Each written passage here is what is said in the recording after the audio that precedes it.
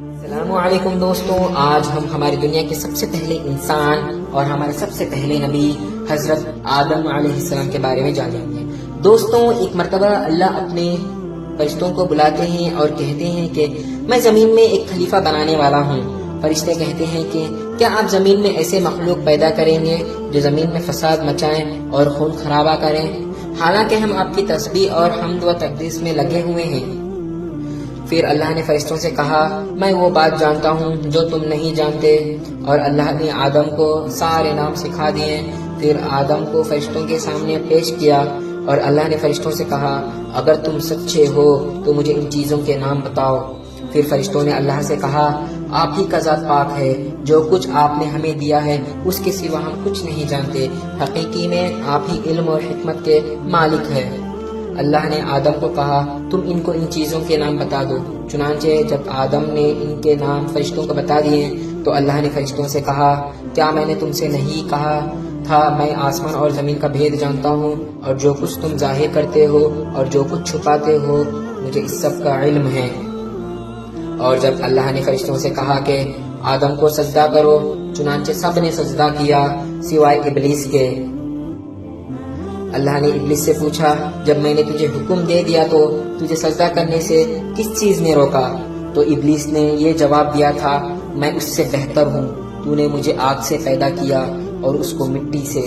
اللہ نے ابلیس سے کہا تو یہاں سے نیچے اتر جا، کیونکہ تجھے یہ حق نہیں پہنچتا کہ یہاں تکبر کرے، اب نکل جا یہاں سے، یقیناً تو جلنے والوں میں سے ہے۔ ابلیس نے اللہ سے پوچھا مجھے اس دن تک زندہ رہنے کی مہلت دے دے جس دن لوگوں کو قبر سے زندہ کر کے اٹھا لیا جائے گا۔ پھر اللہ نے ابلیس کو قیامت کے دن تک مہلت دے دی۔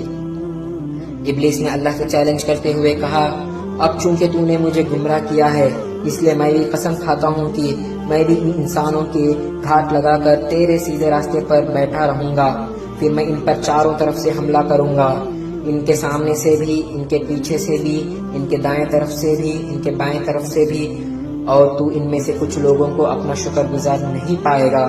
پھر اللہ نے ابلیس سے کہا نکل جا تو یہاں سے ذلیل اور مردود ہو کر، ان میں سے جو بھی تیرے پیچھے چلے گا وہ بھی تیرا ساتھی ہوگا، اور میں تم سب سے جہنم بھر دوں گا۔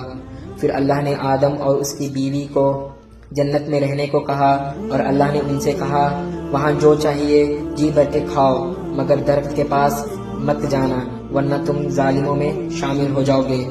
پھر ہوا یہ کہ شیطان نے ان دونوں کے دلوں میں وسوسہ ڈالا تاکہ ان کی شرم کی جگہ ان سے جو چھپائی گئی تھی ایک دوسرے کے سامنے کھول دیں، اور شیطان نے ان سے کہنے لگا کہ تمہارا رب نے تمہیں اس درخت سے کسی اور وجہ سے نہیں بلکہ اس وجہ سے روکا تاکہ تم فرشتے نہ بن جاؤ یا تمہیں ہمیشہ کی زندگی حاصل نہ ہو جائے۔ اور شیطان اللہ کے سامنے وہ قسمیں کھا گیا کہ کہنے لگا یقین جانو میں تمہارے خیر خواہوں میں سے ہوں۔ چنانچہ جب دونوں نے اس درخت کا مزہ چکھا تو ان دونوں کی شرم کی جگہ ایک دوسرے پر کھل گئے، اور وہ جنت کے کچھ پتے جوڑ جوڑ کر اپنے بدن پر لگانے لگے۔ اور اللہ نے ان دونوں کو آواز دے کر کہا تھا کہ کیا میں نے تم دونوں کو اس درخت سے روکا نہیں تھا، اور میں نے تم سے یہ نہیں کہا تھا کہ شیطان تم دونوں کا دشمن ہے؟ پھر آدم نے اللہ سے توبہ کے کچھ الفاظ سیکھ لیے، اور ان دونوں نے ان الفاظ کے ذریعے ایسا توبہ مانگا اے ہمارے رب ہم اپنے جانوں پر ظلم کر گزرے ہیں، اور اگر آپ نے ہمیں معاف نہیں کیا اور ہم پر رحم نہیں کیا تو ہم نقصان پانے والوں میں سے ہوں گے۔ چنانچہ اللہ نے ان کی توبہ قبول کر لیا، بے شک وہ بڑا معاف کرنے والا اور مہربان ہے۔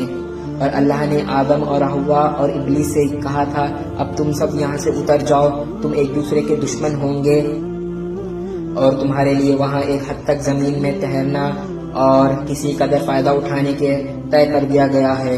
اور اللہ نے فرمایا تم اس زمین میں جیو گے اور اس میں تمہیں موت آئے گی، اور اس سے تمہیں دوبارہ زندہ کر کے نکالا جائے گا۔ پھر اگر میری طرف سے کوئی ہدایت تمہیں پہنچے تو جو لوگ میری ہدایت کی پیروی کریں گے ان کو نہ کوئی خوف ہوگا نہ کسی غم میں مبتلا ہوں گے، اور جو لوگ کفر کا ارتکاب کریں گے اور اللہ کی آیتوں کو چھوڑیں گے وہ دوزخ والے لوگ ہیں جہاں وہ ہمیشہ رہیں گے۔ دوستوں، آدم علیہ السلام کے اس کہانی سے ہم 5 چیز سیکھ سکتے ہیں۔ سب سے پہلا، شیطان ہمارا بدترین دشمن ہے، اور دوسرا اخلاص، اور تیسرا اللہ کو توبہ کرنا بہت ضروری ہے۔ اور چوتھا تکبر کرنا بہت برا ہے، اور آخری میں اللہ پر ایمان رکھنا۔